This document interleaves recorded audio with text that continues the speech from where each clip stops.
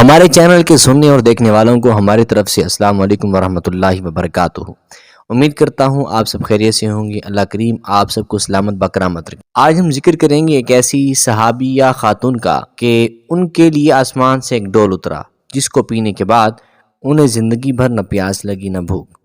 وہ کہتی ہیں کہ میں چلچلاتی دھوپ میں خانہ کعبہ شریف کا طواف کرتی اور سخت گرمیوں میں روزہ رکھا کرتی تھی، اس کے باوجود بھی مجھے پیاس نہیں لگا کرتی۔ اس خاتون کو یہ مقام کیسے ملا اور ان کا حضور علیہ الصلوۃ والسلام کے ساتھ تعلق اور واسطہ کیا ہے؟ ان کا نام برکہ ہے۔ یہ حضور علیہ الصلوۃ والسلام کے والد ماجد حضرت عبداللہ کی باندی تھیں، جو حضور اکرم صلی اللہ علیہ وسلم کو آپ کے والد ماجد کی میراث میں سے ملی تھیں۔ انہوں نے حضور اکرم صلی اللہ علیہ وسلم کی بچپن میں بہت زیادہ خدمت کی ہے۔ یہی آپ کو کھانا کھلایا کرتی تھیں، کپڑے پہنایا کرتی تھیں، کپڑے دھویا کرتی تھیں۔ اعلان نبوت کے بعد جلد ہی انہوں نے اسلام قبول کر لیا۔ پھر آپ صلی اللہ علیہ وسلم نے اپنے آزاد کردہ غلام حضرت زید بن حارثہ رضی اللہ تعالی عنہ سے ان کا نکاح کر دیا۔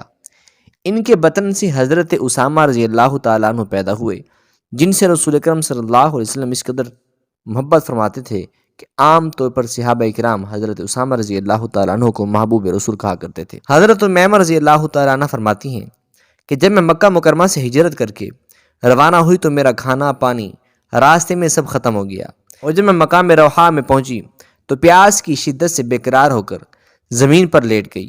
اتنے میں مجھے احساس ہوا کہ میرے سر پر کچھ آہٹ محسوس ہو رہی ہے۔ جب میں نے سر اٹھا کر دیکھا تو یہ نظر آیا کہ ایک پانی سے بھرا ہوا چمکدار رسی میں بندھا ہوا آسمان سے زمین پر ایک ڈول اتر رہا ہے۔